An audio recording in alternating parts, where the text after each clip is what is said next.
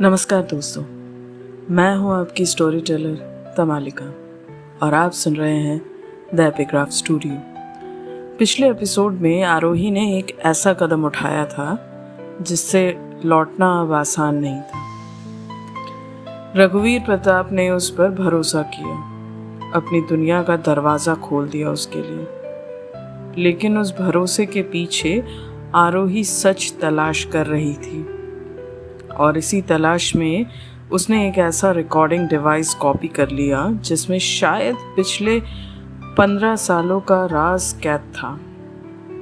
लेकिन दोस्तों, हर जंग गोली से नहीं लड़ी जाती, कुछ जंग दिल के अंदर चलती हैं और आरोही के अंदर भी एक ऐसी ही जंग चल रही थी। एक तरफ उसके पिता लेट एडवोकेट हर्षवर्धन सेन की यादें, दूसरी तरफ रघुवीर, वही आदमी जिसे वो अपना दुश्मन समझकर उसकी जिंदगी में आई थी और शायद वही आदमी जो धीरे धीरे उसके दिल में जगह बना रहा था। आज की कहानी किसी साजिश की नहीं, किसी पॉलिटिकल अटैक की नहीं। आज की कहानी है उन जज्बातों की जो कहने से पहले ही समझ लिए जाते हैं, उन नज़रों की जो लफ्ज़ों से ज़्यादा सच बोलती हैं, और उस खामोशी की जो कभी कभी मोहब्बत का पहला एहसास बन जाती है। क्योंकि आज इश्क का बीज बोया जाएगा और एक बार इश्क उगना शुरू हो जाए तो उसे रोकना बहुत मुश्किल होता है। तो चलिए शुरू करते हैं रक्त रंजित पार्ट 1 का एपिसोड 9, इश्क का बीज। रात के 2 बजे थे। पूरा शहर गहरी नींद में डूब चुका है। सड़कों पर सन्नाटा था। दूर कहीं किसी कुत्ते के भौंकने की आवाज़ उस खामोशी को और गहरा बना रही थी। लेकिन एक कमरे की बत्ती अब भी चल रही थी, आरोही की कमरे की बत्ती। उसकी आंखों के नीचे हल्के काले घेरे पड़ चुके थे।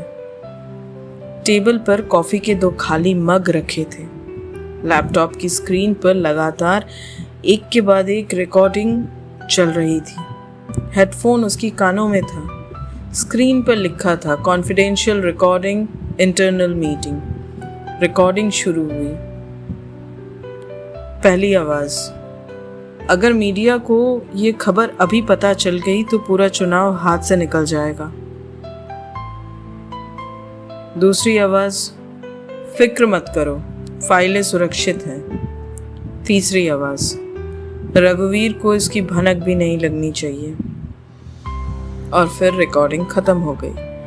आरोही ने तुरंत अगली रिकॉर्डिंग चला दी। उसमें किसी मंत्री और उद्योगपति के बीच की बात चल रही थी। तीसरी रिकॉर्डिंग, चौथी, 5वीं, हर रिकॉर्डिंग किसी नए राजनीतिक खेल का पर्दाफाश कर रही थी। रिश्वत, ब्लैकमेल, फर्जी टेंडर, मीडिया मैनेजमेंट, विपक्ष के नेताओं की खरीद फरोख्त, सब कुछ। लेकिन जिस एक सच के लिए उसने अपनी पूरी जिंदगी दांव पे लगा दी थी, वो कहीं नहीं था। उसने झुंझलाकर हेडफोन टेबल पर फेंक दिया और कहा, नहीं, ऐसा कैसे हो सकता है। फिर उसने फोल्डर को दोबारा खोला। उसके अंदर एक अलग फाइल थी। नाम था HS केस। आरोही की सांस रुक गई। HS? क्या हर्षवर्धन सेन? उसने कांपते हाथों से फाइल खोली, लेकिन फाइल खाली थी। सिर्फ एक लाइन लिखी थी, एक्सेस डिनाइड। उसकी आंखें फैल गई। Password protected. उसने कई संभावित पासवर्ड डाले, अपने पिता की जन्म तिथि, माँ की जन्म तिथि, केस नंबर, कुछ भी काम नहीं आया। उसने दोनों हाथों से सिर पकड़ लिया और कहने लगी खुद से, आखिर कौन छुपा रहा है ये सच। कमरे में फिर सन्नाटा छा गया। आरोही धीरे धीरे खिड़की के पास चली गई। बाहर रात का अंधेरा फैला हुआ था। हल्की हवा पर्दों को हिला रही थी। उसे अपने पिता की आवाज़ याद आने लगी। आरोही, बेटा हमेशा सच का साथ देना। लेकिन बेटा, सच कभी आसान नहीं होता। उसकी आंखें नम हो गई और वो कहने लगी, पापा, मैं कोशिश कर रही हूँ, लेकिन सच हर कदम पर बदल क्यों रहा है। उसे पहली बार लगा शायद जिस कहानी को वो 15 साल से सच मानती आई थी वो पूरी कहानी थी ही नहीं। उसी समय फोन की स्क्रीन चमकी। रघुवीर का मैसेज आया, इतनी रात तक जाग रही हो। आरोही कुछ सेकंड तक स्क्रीन देखती रही। उसने जवाब नहीं दिया। 2 मिनट बाद फिर मैसेज आया, कल सुबह जल्दी मीटिंग है, थोड़ा आराम कर लो। आरोही के चेहरे पर अनजानी मुस्कान आ गई। ये आदमी हर बार इतना ख्याल क्यों रखता है मेरा। उसने जवाब टाइप किया, जी अभी सो रही हूँ। लेकिन भेजने से पहले वो रुक गई और फिर मैसेज डिलीट कर दिया। कुछ देर बाद उसने सिर्फ लिखा, गुड नाइट। उधर से तुरंत रिप्लाई आया, गुड नाइट आरोही। बस 2 शब्द, लेकिन न जाने क्यों उन 2 शब्दों ने उसके चेहरे पर मुस्कान ला दी और अगले ही पल वो मुस्कान गायब भी हो गई। आरोही ने खुद से कहा, आरोही तू भूल रही है, ये वही आदमी है जिसके खिलाफ तू सबूत ढूंढ रही है। अगली सुबह रघुवीर प्रताप का ऑफिस हमेशा की तरह चहल पहल। नेता, कार्यकर्ता, पत्रकार, सुरक्षाकर्मी सब अपने अपने कामों में व्यस्त थे। लेकिन आज रघुवीर का मूड थोड़ा अलग था। वो लगातार मुस्कुरा रहा था। उसका निजी सचिव अमित हैरान था। सर, आज आप बहुत खुश लग रहे हैं। रघुवीर हल्का सा मुस्कुराया और बोला, ऐसा है क्या? अमित हंस पड़ा और कहा, सर पिछले 10 सालों में पहली बार देखा है मैंने आपको। आप मीटिंग शुरू होने से पहले मुस्कुरा रहे हैं। रघुवीर ने कोई जवाब नहीं दिया, बस खिड़की के बाहर देखने लगा। तभी दरवाजा खुला। आरोही अंदर आई। सफेद कुर्ता, हल्का नीला दुपट्टा, बाल खुले हुए। रघुवीर की नज़र कुछ पल के लिए वहीं ठहर गई। अमित ने ये बात नोटिस कर ली। उसने धीरे से मुस्कुराकर कहा, सर मीटिंग शुरू करें? रघुवीर जैसे अचानक से वास्तविकता में लौट आया और कहा, हाँ सबको अंदर भेजो। मीटिंग शुरू हुई। राजनीतिक रणनीति पर लंबी चर्चा चल रही थी। एक वरिष्ठ नेता बोले, सर विपक्ष इस बार सोशल मीडिया पर बहुत आक्रामक है। दूसरे नेता ने कहा, हमें भी जवाब देना होगा। रघुवीर ध्यान से सब सुन रहा था, लेकिन हर कुछ मिनट बाद उसकी नज़र अनजाने में आरोही की तरफ चली जाती। आरोही नोट्स लिख रही थी। कभी सर उठाती तो दोनों की नज़रें मिल जाती और दोनों तुरंत दूसरी तरफ देखने लगते। ये बात सिर्फ अमित ने नहीं, बल्कि पार्टी के वरिष्ठ नेता शेखावत ने भी देख ली। उन्होंने हल्की मुस्कान के साथ कहा, लगता है हमारी नई सलाहकार ने नेताजी का पूरा भरोसा जीत लिया है। कमरे में हल्की हंसी गूंज गई, पर आरोही थोड़ा असहज हो गई। रघुवीर ने तुरंत बात बदल दी और कहा, चलिए अब अगले एजेंडा पर आते हैं। लेकिन उसके चेहरे पर आई हल्की मुस्कान आरोही से छुप ना सकी। मीटिंग खत्म होने के बाद सब लोग बाहर निकल गए। आरोही भी अपनी फाइलें समेट रही थी। तभी रघुवीर उसके पास आया। कॉफी? आरोही ने चौंक कर देखा और कहा, अभी? रघुवीर ने कहा, हाँ, अगर तुम्हारे पास 5 मिनट हो तो। आरोही कुछ पल चुप रही, फिर मुस्कुराई और कहा, ठीक है। दोनों ऑफिस की बालकनी में आ गए। नीचे शहर की भागती हुई सड़कें दिख रही थी। रघुवीर ने 2 कप कॉफी टेबल पर रखी। कुछ देर तक दोनों चुपचाप कॉफी पीते रहे। फिर रघुवीर बोला, तुम पहले से बहुत शांत हो गई हो। आरोही हल्का मुस्कुराई और बोली, क्या? पहले बहुत बोलती थी मैं। रघुवीर बोला, नहीं, लेकिन पहले तुम्हारी आंखों में सिर्फ सवाल थे। फिर आरोही ने कहा, और अब क्या है? रघुवीर ने उसकी तरफ देखते हुए कहा, अब जवाब ढूंढने की थकान दिखती है। आरोही का दिल जैसे एक पल के लिए रुक गया। क्या इसे सब पता चल गया, या वो सिर्फ मेरे चेहरे को पढ़ रहा है? ये बातें आरोही के मन में चलने लगी। रघुवीर ने धीरे से कहा, कभी कभी हर सवाल का जवाब तुरंत नहीं मिलता, थोड़ा वक्त देना पड़ता है। आरोही ने उसकी आंखों में देखा। उसे पहली बार महसूस हुआ कि शायद रघुवीर सिर्फ एक नेता नहीं, बल्कि एक ऐसा इंसान भी है जो दूसरों के दर्द को बिना कहे समझ लेता है। और यही एहसास उसे सबसे ज्यादा डराने लगा। कॉफी खत्म हो चुकी थी, लेकिन दोनों अब भी वहीं खड़े थे। नीचे शहर अपनी रफ्तार से दौड़ रहा था और ऊपर 2 लोग अपनी अपनी खामोशियों में उलझे हुए थे। कुछ देर बाद रघुवीर ने मुस्कुराकर पूछा, तुम्हें पता है लोग मुझे क्या कहते हैं? आरोही ने हल्की मुस्कान के साथ कहा, बहुत कुछ कहते होंगे। रघुवीर बोला, हाँ, कोई मुझे चालाक नेता कहता है, कोई निर्दयी, कोई सत्ता का भूखा, और कुछ लोगों के लिए तो मैं विलन भी हूँ। आरोही का दिल जैसे एक पल के लिए रुक गया।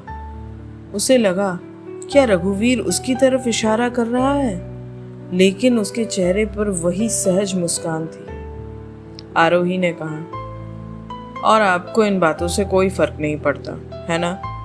रघुवीर ने शहर की तरफ देखते हुए कहा, शुरुआत में पढ़ता था, बहुत पढ़ता था।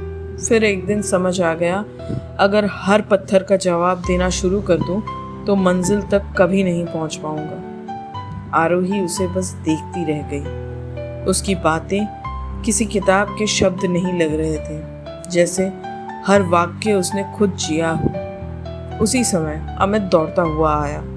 अमित बोला, सर, दिल्ली से फोन आया है। 2 दिन बाद पार्टी का इंटरनल स्ट्रैटेजी रिट्रीट रखा गया है। सिर्फ कोर टीम जाएगी। रघुवीर ने सिर हिलाया और कहा, ठीक है। फिर उसने बिना सोचे कहा, आरोही भी चलेगी। अमित थोड़ा चौंक गया और बोला, सर, लेकिन इस मीटिंग में तो। रघुवीर ने अमित की बात को बीच में ही रोक दिया और कहा, मैंने फैसला कर लिया है, उसका नाम भी जोड़ दीजिए। अमित मुस्कुराया और बोला, जी सर, बिल्कुल। वो चला गया। आरोही अब भी वहीं खड़ी थी और आरोही ने कहा, क्या सच में मेरा वहां होना जरूरी है? रघुवीर मुस्कुराया और बोला, अगर मैं कहूं तो? आरोही ने धीरे से कहा, तो मैं चलूंगी। 2 दिन बाद सुबह के 7 बजे, कोहरा अभी पूरी तरह छटा भी नहीं था। सरकारी काफिला शहर से बाहर निकल चुका था।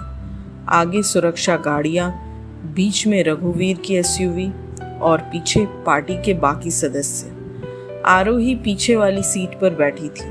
उसके सामने लैपटॉप खुला था, लेकिन आज उसका ध्यान स्क्रीन पर नहीं था। वो खिड़की के बाहर देख रही थी। ऊंचे ऊंचे पहाड़, हरी भरी घाटियां, दूर बहती नदी और धूप जो बादलों के बीच से झांक रही थी। उसे अचानक महसूस हुआ, कई महीनों बाद वो किसी मिशन पर नहीं बल्कि सफर पर निकली है। ड्राइवर ने अचानक गाड़ी धीमी कर दी। रघुवीर ने पूछा, क्या हुआ? ड्राइवर बोला, सर आगे सड़क पर लैंडस्लाइड हुआ है, थोड़ा इंतजार करना पड़ेगा। रघुवीर ने घड़ी देखी और कहा, कितना समय लगेगा? ड्राइवर बोला, सर कम से कम आधा घंटा। सभी लोग गाड़ियों से नीचे उतर आए। ठंडी हवा चल रही थी। आरोही रेलिंग के पास जाकर घाटी देखने लगी। नीचे बादल ऐसे लग रहे थे मानो धरती ने सफेद चादर ओढ़ ली हो। तभी रघुवीर उसके पास आकर खड़ा हो गया और रघुवीर ने पूछा, सुंदर है ना? आरोही बोली, बहुत। काश जिंदगी भी इतनी शांत होती। रघुवीर हल्का सा हंसा और बोला, अगर जिंदगी इतनी शांत होती तो शायद हम दोनों कभी ना मिलते। आरोही उसकी तरफ देखने लगी। वो फिर मुस्कुराया और कहा, मुश्किल रास्ते ही अजीब लोगों से मिलवाते हैं। इतने में पास खड़ा पार्टी का वरिष्ठ नेता शेखावत उनकी तरफ देखने लगा। उसने दूसरे नेता मिश्रा से धीरे से कहा, नेताजी आजकल ज्यादा मुस्कुरा रहे हैं। मिश्रा हंस पड़ा और बोला, और वजह भी साफ दिखाई दे रही है। दोनों हल्का सा मुस्कुराए। आरोही ने उनकी नजर महसूस कर ली। वो थोड़ा असहज हो गई। रघुवीर ने भी सब समझ लिया, लेकिन उसने कुछ नहीं कहा। करीब 40 मिनट बाद रास्ता साफ हो गया। काफिला फिर से आगे बढ़ा। इस बार रघुवीर ने कहा, आरोही आगे आकर बैठो। आरोही ने चौंक कर देखा और पूछा, जी? रघुवीर ने कहा, पीछे बैठकर बोर हो जाओगी, आओ थोड़ी बातें भी हो जाएंगी। आरोही आगे वाली सीट पर आकर बैठ गई। कुछ मिनट दोनों चुप रहे। फिर रघुवीर ने पूछा, तुम्हें गाने पसंद है? आरोही मुस्कुराई और बोली, हाँ, लेकिन पुराने। रघुवीर ने तुरंत रेडियो बंद कर दिया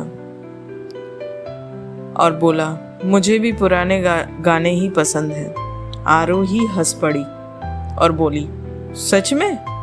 मैंने सोचा था आप सिर्फ भाषण सुनते होंगे। रघुवीर जोर से हंस पड़ा और बोला, इतना भी बूढ़ा नहीं हुआ हूं। दोनों हंसने लगे। ड्राइवर ने रियर व्यू मिरर से दोनों को देखा और मन ही मन मुस्कुरा दिया। लगभग 4 घंटे बाद सरकारी गेस्ट हाउस सामने दिखाई दिया।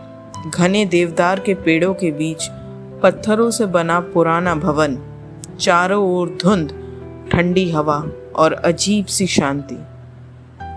आरोही ने धीरे से कहा, जगह तो किसी फिल्म की जैसी लग रही है। रघुवीर मुस्कुराया और बोला, राजनीति में भी कभी कभी खूबसूरत जगहों पर सबसे बदसूरत फैसले लिए जाते हैं। आरोही ने उसकी ओर देखा और पूछा, आप हर बात इतनी गहराई से कैसे सोच लेते हैं? रघुवीर ने हल्की सांस ली और बोला, जब जिंदगी बहुत कुछ छीन लेती है तो इंसान गहराई में सोचना सीख जाता है। आरोही कुछ नहीं बोली। उसे फिर वही एहसास हुआ, रघुवीर जितना दिखाई देता है उससे कहीं ज्यादा अपने अंदर छुपा कर रखता है। सभी लोग अपने अपने कमरों में चले गए।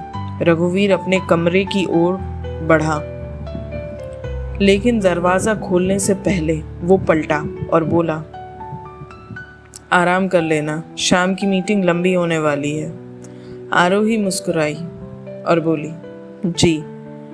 रघुवीर जाने लगा, फिर अचानक रुक गया, बिना पीछे देखे बोला, और हाँ, आज मुस्कुराना अच्छा लग रहा है।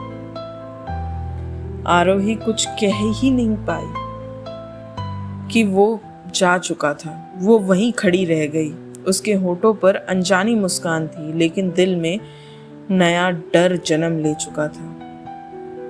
वो खुद के मन में ही पूछने लगी अपने आप से, ये मैं क्या कर रही हूँ? क्या मैं सच में उससे? उसने तुरंत अपना सिर झटका और कहा, नहीं, मैं यहाँ सिर्फ सच जानने आई हूँ।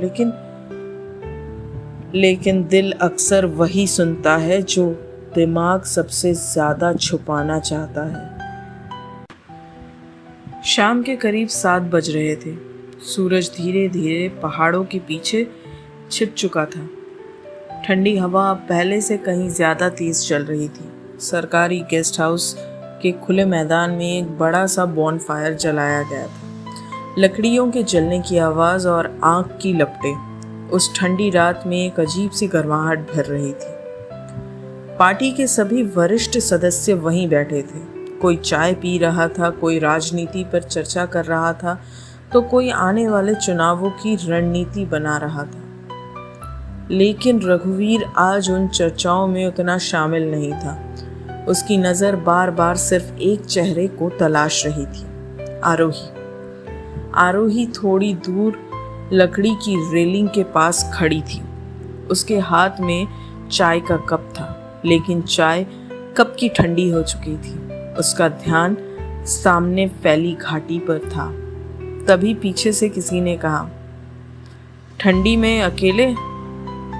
आरोही मुस्कुराकर मुड़ी और देखा, पीछे रघुवीर खड़ा था। आरोही ने कहा, भीड़ में भी कभी कभी अकेले रहना अच्छा लगता है। रघुवीर हल्का सा हंसा और बोला, ये बात तो मैं अक्सर कहता हूँ।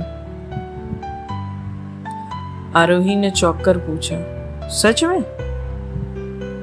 रघुवीर बोला, हाँ, लेकिन आज पहली बार किसी और के मुंह से सुन रहा हूं।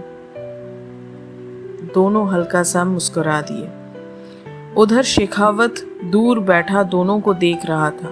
उसने मिश्रा की तरफ झुककर कहा, नेताजी बदल रहे हैं? मिश्रा ने पूछा, कैसे? शेखावत बोला, पहले ये मीटिंग खत्म होते ही फाइलें देखने बैठ जाते थे, और आज देखो किसी और को देख रहे हैं। दोनों धीमे से हंस पड़े, लेकिन उन्हें नहीं पता था कि पास ही खड़ा विक्रम नाम का एक युवा नेता उनकी बातें ध्यान से सुन रहा था।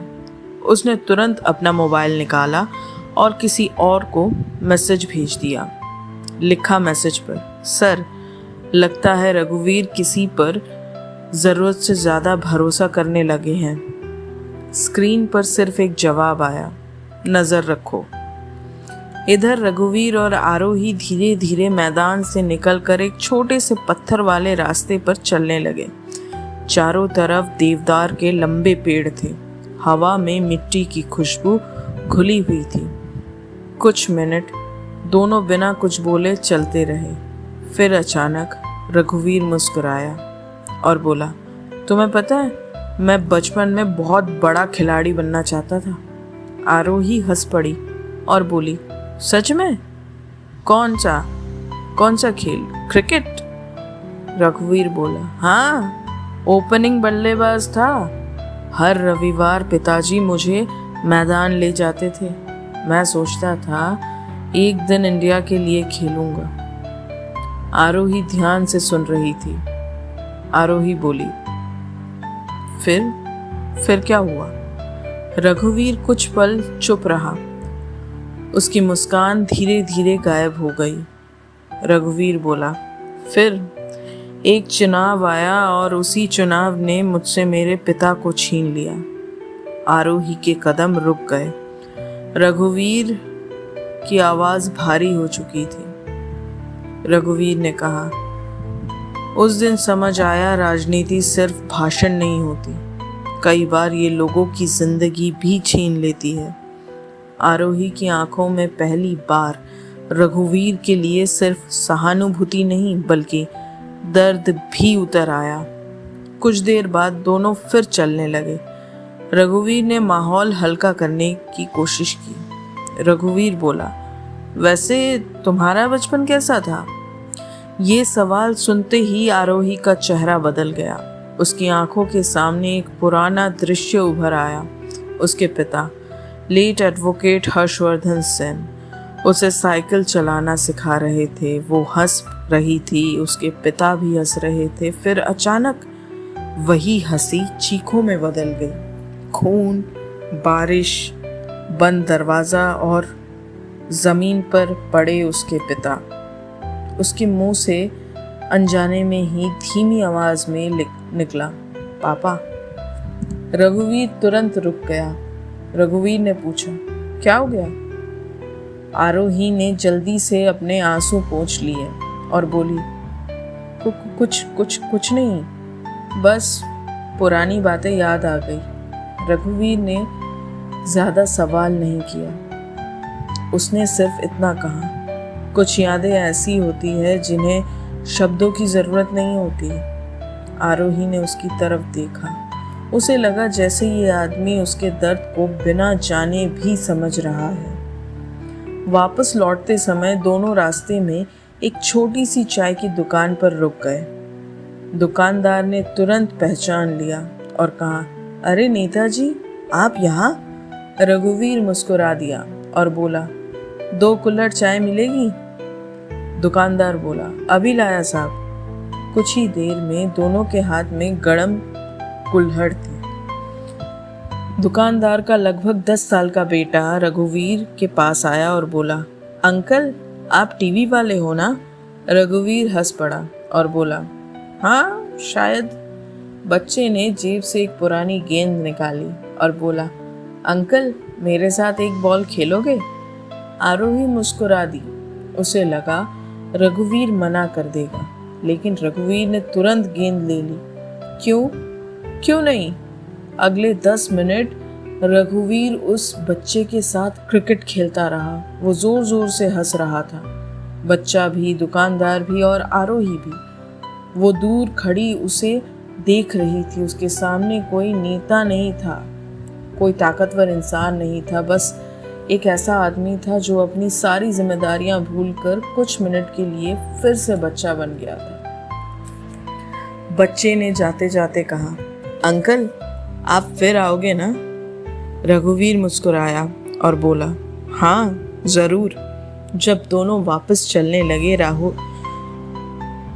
आरोही ने धीरे से पूछा, आपने उसे मना क्यों नहीं किया? रघुवीर हल्का हंसा और बोला, क्योंकि उसने मुझे नेता नहीं समझा, उसने मुझे सिर्फ इंसान समझा। ये सुनकर आरोही के कदम धीरे हो गए। उसके दिल में एक और सवाल पैदा हुआ, अगर ये इंसान सचमुच इतना अच्छा है तो फिर पापा की मौत के पीछे इसका नाम क्यों आया? उसका दिल और दिमाग फिर एक बार आमने सामने खड़े हो गए। रात गहरी होती जा रही थी। दूर आसमान में बादल इकट्ठा होने लगे थे। हल्की हवा अब ठंडी नहीं थी, बेचैन करने लगी थी वही हवा। रघुवीर ने ऊपर देखा आसमान की तरफ और कहा, लगता है आज बारिश होगी। आरोही ने भी आसमान की तरफ देखा। उसे नहीं पता था कि ये सिर्फ मौसम की बारिश नहीं, बल्कि उसके दिल में उग रहे इश्क की पहली बरसात होने वाली थी। रात के करीब 9:30 बज रहे थे। गेस्ट हाउस की रोशनियां दूर से टिमटिमा रही थी। आसमान पूरी तरह बादलों से भर चुका था। पहाड़ों पर चलती हवा अब पहले जैसी सुकून देने वाली नहीं थी। उसमें एक अजीब सी बेचैनी थी, जैसे मौसम भी किसी अनकहे सच का इंतजार कर रहा हो। रघुवीर और आरोही धीरे धीरे वापस गेस्ट हाउस की ओर लौट रहे थे। दोनों चुप थे, लेकिन यह चुप्पी बोझिल नहीं थी। यह वही खामोशी थी जहां लोग बिना बोले एक दूसरे को सुनने लगते हैं। तभी पहली बारिश की बूंद आरोही के हाथ पर गिरी। उसने ऊपर देखा। अगले ही पल तेज बारिश शुरू हो गई। दोनों एक दूसरे की तरफ देखकर हल्का सा मुस्कुराए। रघुवीर ने कहा, लगता है मौसम ने हमारी बात सुन ली। आरोही मुस्कुराई, हमने तो कुछ कहा ही नहीं। रघुवीर ने धीरे से जवाब दिया, हर बात शब्दों से नहीं होती। आरोही कुछ पल उसे देखती रही। उसके भीतर जैसे कुछ टूट भी रहा था और कुछ नया जन्म भी ले रहा था। दोनों भागते हुए गेस्ट हाउस के पुराने बरामदे में पहुंचे। लकड़ी की छत पर बारिश की बूंदें लगातार गिर रही थी। सामने धुंध से ढकी घाटियां थी। चारों ओर बस बारिश की आवाज और उनके बीच एक लंबी खामोशी। रघुवीर रेलिंग पर हाथ रखकर बाहर देखने लगा। आरोही उसके पास आकर खड़ी हो गई। कुछ देर बाद रघुवीर ने धीरे से कहा, तुम्हें बारिश पसंद है? आरोही ने मुस्कुराकर सिर हिलाया और कहा, बहुत। बारिश में सब कुछ धुला हुआ सा लगता है। रघुवीर ने उसकी तरफ देखे बिना कहा, काश इंसान का अतीत भी ऐसे धुल जाता। यह सुनकर आरोही का दिल जोर से धड़कने लगा। उसे लगा जैसे वह बात सीधा उसके लिए कही गई हो। कुछ पल बाद रघुवीर ने पहली बार अपनी आवाज में वह थकान दिखाई जो वह हमेशा दुनिया से छिपाता था। रघुवीर ने कहा, जानती हो, राजनीति ने मुझसे बहुत कुछ छीन लिया है। दोस्त, अपनों का भरोसा, अपना बचपन और कभी कभी अपनी मुस्कान भी। आरोही चुपचाप सुन रही थी। रघुवीर बोला, लोग समझते हैं कुर्सी पर बैठा इंसान सबसे ताकतवर होता है, लेकिन सच तो ये है वही इंसान सबसे ज्यादा अकेला भी होता है। उसकी आवाज भर्रा गई। आरोही ने पहली बार उसे इतने करीब से टूटते हुए देखा। वह नेता नहीं था, वह एक इंसान था जो वर्षों से अपने भीतर का दर्द अकेले ढो रहा था। आरोही धीरे से बोली, हर मजबूत इंसान के अंदर एक थका हुआ इंसान भी होता है। रघुवीर ने उसकी तरफ देखा। उसकी आंखों में हैरानी थी और उसने कहा, तुमने ये कैसे जाना? आरोही हल्का सा मुस्कुराई और बोली, क्योंकि मैं भी हर दिन मजबूत बनने की कोशिश करती हूँ। रघुवीर ने कुछ नहीं कहा, बस उसे देखता रहा। तभी एक तेज बिजली चमकी। उसकी रोशनी में दोनों के चेहरे एक पल के लिए साफ दिखाई दिए। वहां सिर्फ अपनापन था रघुवीर की आंखों में। रघुवीर की आंखों में पहली बार कोई राजनीतिक गणित या गणना नहीं थी, और यही अपनापन आरोही को सबसे ज्यादा खतरनाक लग रहा था। बारिश और तेज हो गई। हवा के साथ कुछ बूंदें बरामदे के अंदर तक आने लगी। आरोही ने अपना दुपट्टा संभाला। उसी समय तेज हवा से उसका दुपट्टा उड़कर रेलिंग के बाहर जाने लगा। रघुवीर ने तुरंत हाथ बढ़ाकर उसे पकड़ लिया। दुपट्टा उसके हाथ में था। कुछ पल के लिए दोनों की आंखें मिली। रघुवीर ने मुस्कुराते हुए दुपट्टा उसकी ओर बढ़ाया और कहा, शायद ये भी कहीं जाने की जल्दी में था। आरोही हल्के से हंस पड़ी और बोली, कई दिनों बाद वो हंस रही है। गेस्ट हाउस के अंदर से किसी ने आवाज लगाई, सर डिनर रेडी है। रघुवीर ने जवाब दिया, हम आते हैं।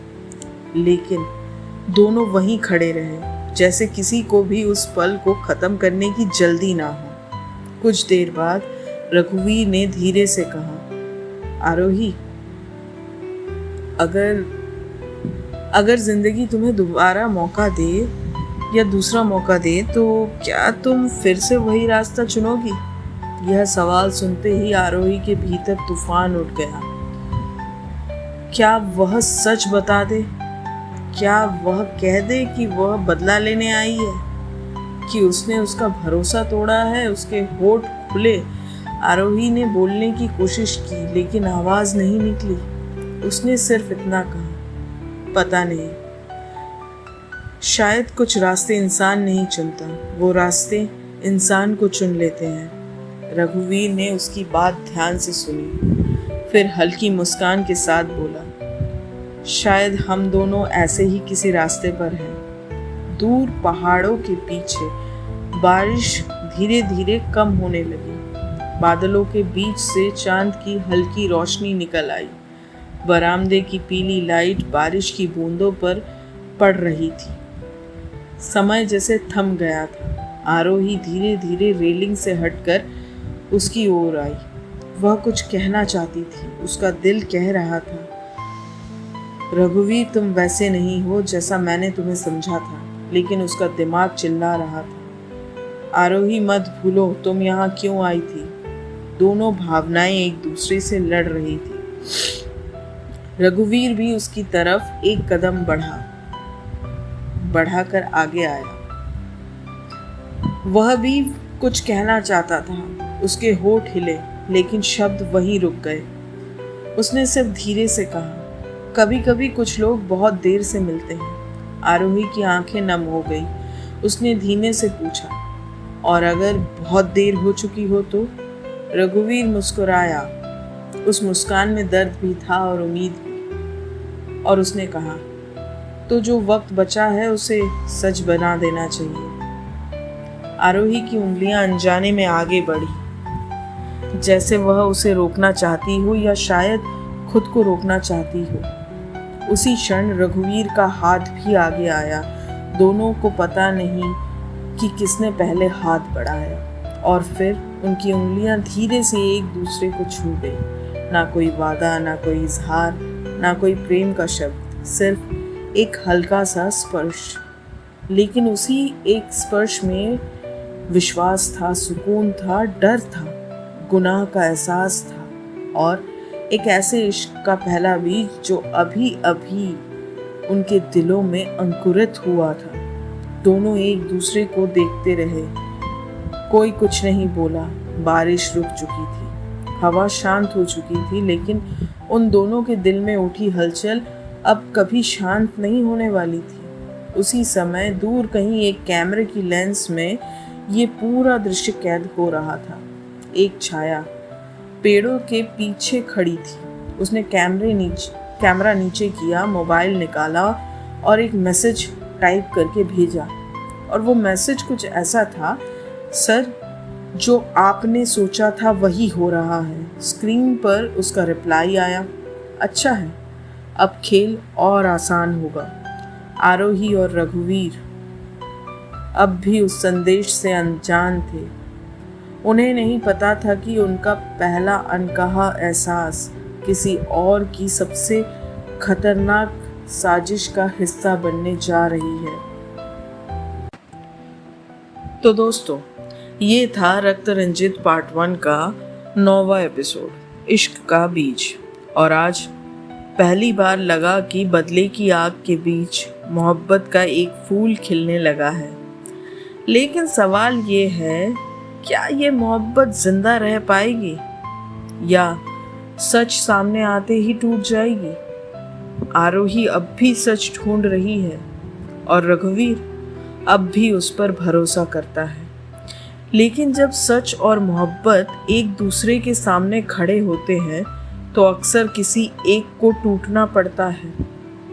अगले एपिसोड में आप जानेंगे कि कौन टूटा या सच में मोहब्बत और सच्चाई आमने सामने आई या नहीं। अगला एपिसोड और भी ज़्यादा खतरनाक होने वाला है, क्योंकि अब सिर्फ सियासत दांव पर नहीं है, अब दिल भी दांव पर लग चुके हैं। मैं हूं आपकी स्टोरी टेलर तमालिका और आप सुन रहे थे द एपिग्राफ स्टूडियो। मिलते हैं अगले एपिसोड में, जहां एक खामोश लम्हा शायद पूरी कहानी की दिशा बदल दे। धन्यवाद।